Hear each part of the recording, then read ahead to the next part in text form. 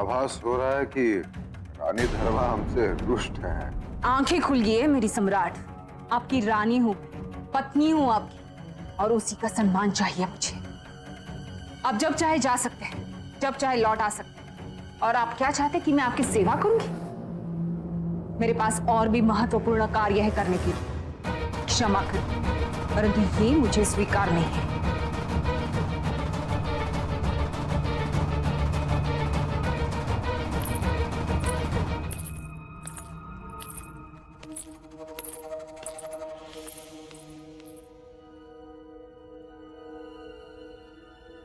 सम्राट, रानी धर्मा को क्षमा कर दीजिए। उनका स्वास्थ्य दिन प्रतिदिन गिरता जा रहा है। कई दिनों से वो बहुत ही विचित्र व्यवहार कर रही है। एक दिन तो उन्होंने राजवैद को भी मारा था। धर्मा ने? हाँ सम्राट, जब से आप गए रानी धर्मा के व्यवहार में कुछ परिवर्तन देखने को मिले। इन सब का अर्थ क्या है? अब मैं क्या कहूँ आपसे? आपको तो सब कुछ दिख ही रहा है। ठीक से ऐसे हाथ दबा रही हो? ठीक से करो। मेरे प्रिय व्यंजन अभी तक क्यों नहीं लाई हो तुम? मेरी आज्ञा का पालन नहीं किया तो राजभवन से निकाल दूंगी। जाओ। मुझे कुछ समझ नहीं आ रहा है सम्राट। मैंने रानी धर्मा को समझाने का बहुत प्रयास किया, पर उसने मुझे झिटक दिया। केवल मां ही नहीं, पुत्र के भी तेवर ऐसे ही बदले हुए हैं। निरंतर सुशीम का विरोध किया जा रहा है। बात बात पे बिना बात की आपने जाने से पहले अशोक से कहा था कि वो सुशीम की सहायता करे, पर उल्टा उसने सुशीम के लिए समस्या ही उत्पन्न की है। अशोक कहाँ है? मुझे उससे बात करनी है।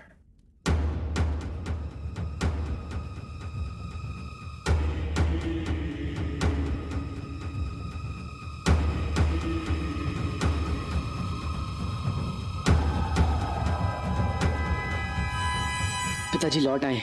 अब भ्राताश्री में क्रूरता से मगध को मुक्ति मिल जाएगी। न्याय और व्यवस्था लौट आएगी।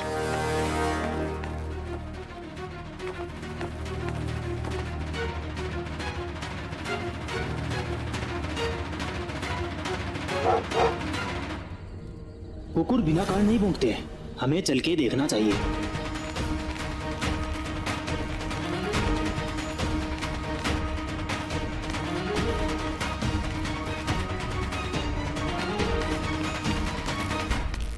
चिंता की बात,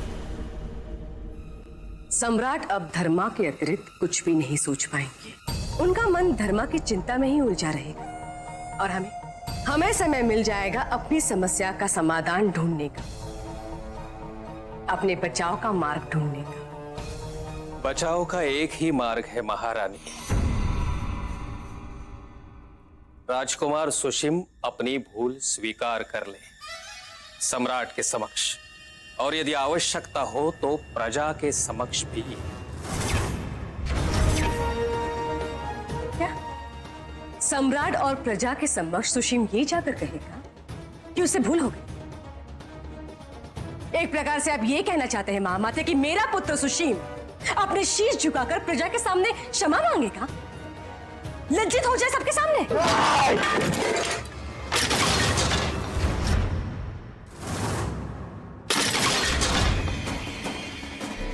जिनके शीश मेरे सामने झुके रहते थे, उनके सामने मैं अपना शीश नहीं झुकाऊंगा, चाहे कुछ भी हो जाए। सुशील,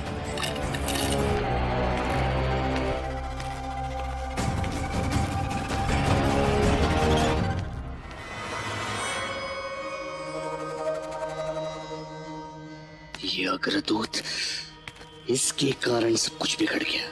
पिताजी महाराज के समक्ष लज्जित होना पड़ा मुझे। कैसे पता करूं ये अग्रदूत कौन है? क्योंकि ये पकड़ा नहीं गया तो मेरे लिए बाधा उत्पन्न हो जाएगी। घृणा करता है मुझसे। यदि इसी प्रकार मेरी दुर्बलताएं सबके समक्ष प्रत्यक्ष करता रहा तो हो गया फिर।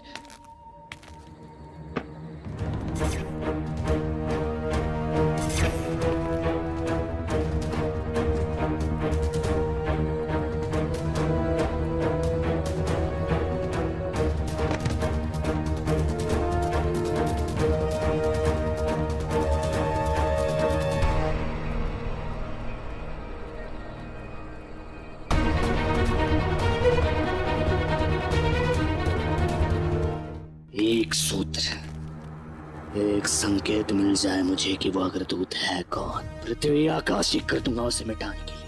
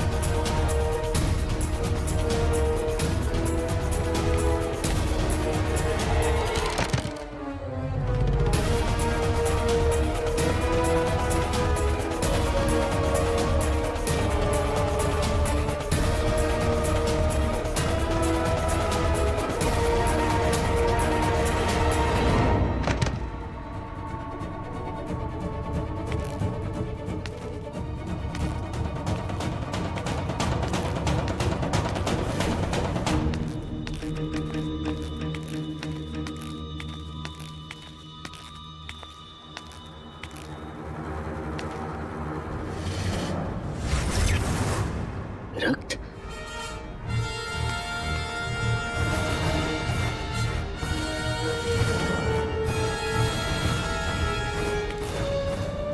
अर्थात इस खिड़की से कोई अंदर है।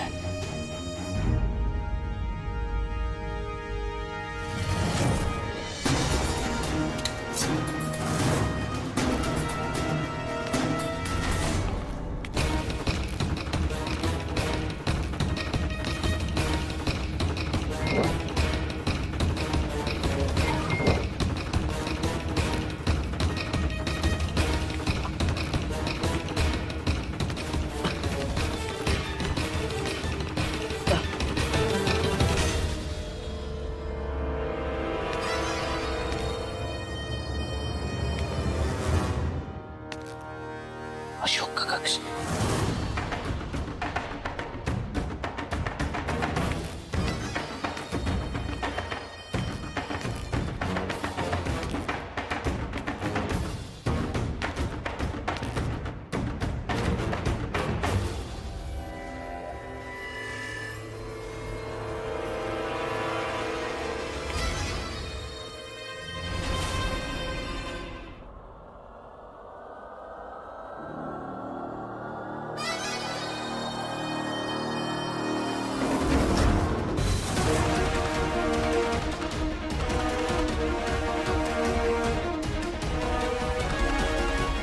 अग्रदूत ये अशोक के कक्ष में क्या कर रहा है?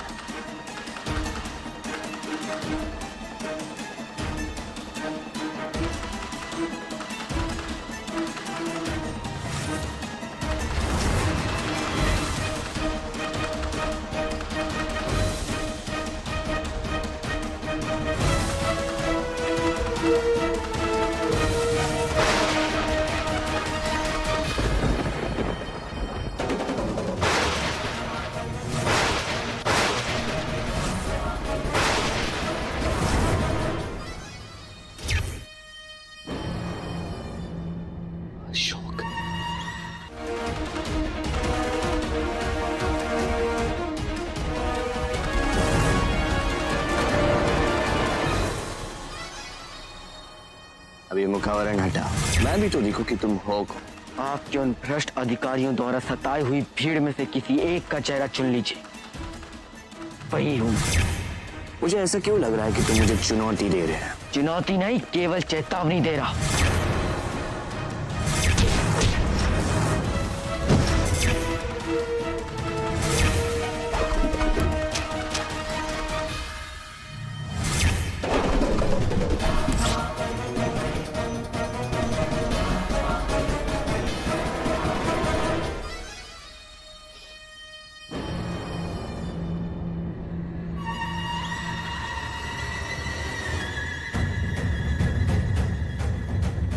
जो अग्रदूत मेरे लिए बाधा बन रहा था, अब इसकी वास्तविकता जानने के पश्चात यही मेरी सारी बाधाएं दूर कर देगा।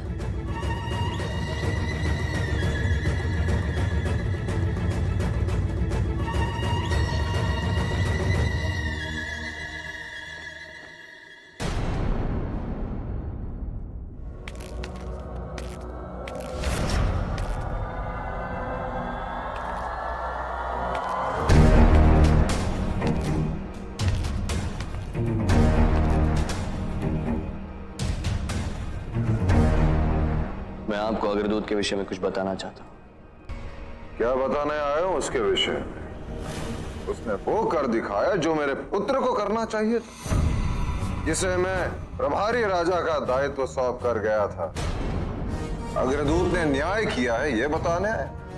उसने प्रजा का सम्मान किया ये बताना चाहते हो? क्या ये बताना चाहते हो कि उसने पीड़ितों को अपना अधिकार दिलाया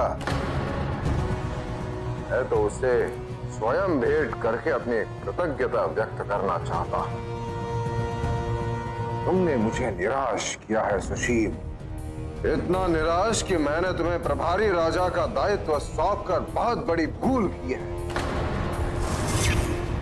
अपने अधिकार के अहंकार में इतने डूब गए, तो इतने विक्षिप्त हो गए, एक बार भी मेरे साथ परामर्श करने का नहीं सोचा, एक बार भी स्मरण नहीं किया उन मूल्यों को जिनसे मौर्य वंश की प्रतिष्ठा परिभाषित होती है। भूल गए तुम कि प्रभारी राजा का पद अस्थायी होता है। तुम ये भूल गए कि मगध का सम्राट अभी भी जीवित है। अर्थात पिताजी भी यही मानते कि मैंने कुछ भी अनैतिक अनुचित नहीं किया है।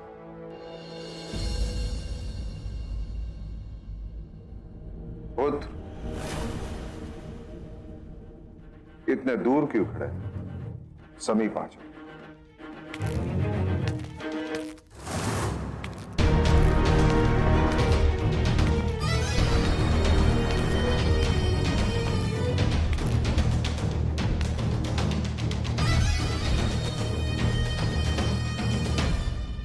तुम जा सकते हो सुशील, मुझे अशोक से कुछ वार्तालाप करनी है।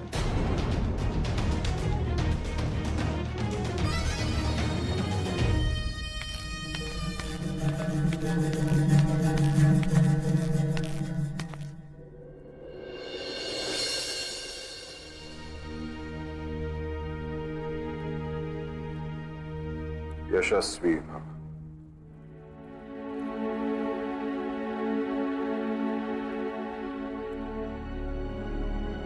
पिताजी, मैं आपको अग्रदूत के बारे में कुछ बताना चाहता हूँ। इस समय मुझे अग्रदूत से अधिक तुम्हारी मां की चिंता है। कुछ समय पूर्व धर्मा से मैंने भेंट की, उसमें आए परिवर्तन से मैं स्तब्ध हो गया। मैं अत्यंत चिंतित हूं धर्मा के विषय में अशोक। पिताजी, आप नहीं जानते कि इन दिनों मुझे आपकी याद कितनी है। मुझे स्वयं समझ में नहीं आ रहा कि मेरी माँ को क्या हो गया। एक दिन वो खिड़की के पास खड़ी थी और अचानक उन्हें एक ध्वनि सुनाई देने लगी।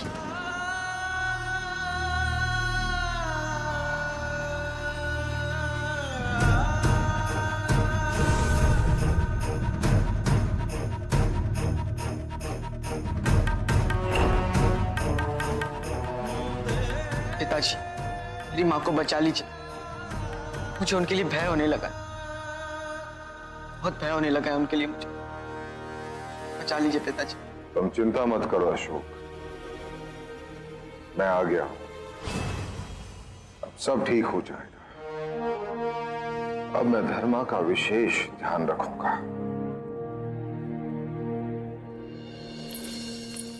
हाँ,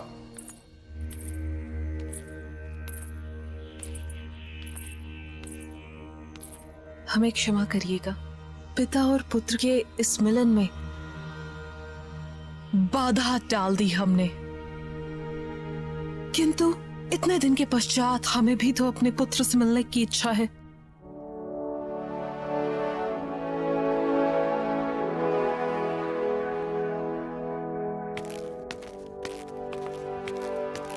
इतने दुर्बल क्यों दिख रहे हैं आप?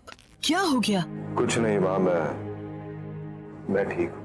आज से पहले आप जब भी बाहर जाते थे, लौट के सबसे पहले हमारा आशीर्वाद लेते थे, किंतु इस बार क्षमा कीजिए, आते ही एक शासकीय समस्या ने मुझे भ्रमित कर दिया। कोई बात नहीं, आप पितृपक्ष के लिए गया में थे और हमने यहाँ सबके साथ पितृपक्ष की पूजा की। आपकी अनुपस्थिति का आभास प्रबल था, पर आप ये बताइए कि आपको हुआ क्या है? आप इतने शीघ्र यहाँ लौट आए क्यों? स्वास्थ्य बिगड़ गया था, इसलिए मुझे पहले ही लौटना होगा। ये उल्का के बारे में कुछ नहीं बता रहा है। आचार्य कहाँ हैं? वो नहीं दिखे। वो उज्जैन ही गए।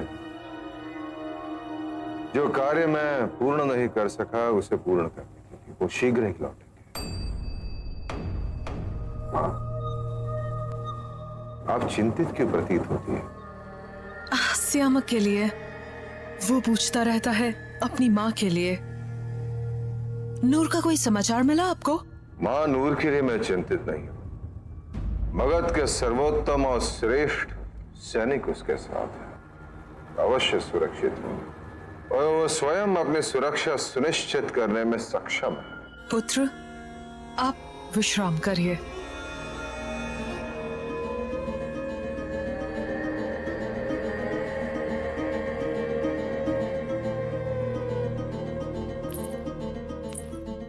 इसका मतलब बिंदुसार को नहीं पता है कि उल्का को किसने भेजा था?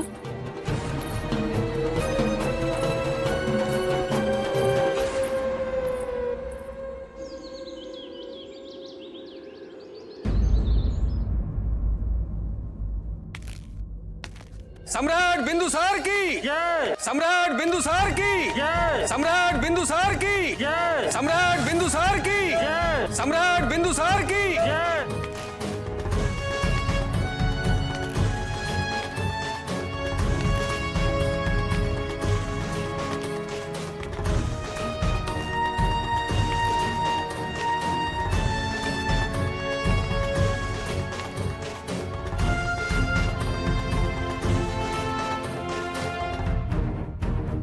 पिताजी के लौटने से अब इस सिंहासन की प्रतिष्ठा की पुनर्स्थापना हो गई है। अब इसका दुरुपयोग नहीं होगा, इसकी मर्यादा का उल्लंघन नहीं होगा। ये सिंहासन न्याय का प्रतीक रहा है और अब मैं निसंकोच सत्य कह सकूंगा। मैं सबके समक्ष पिताजी को बता सकूंगा कि मैं ही अग्रदूत हूं।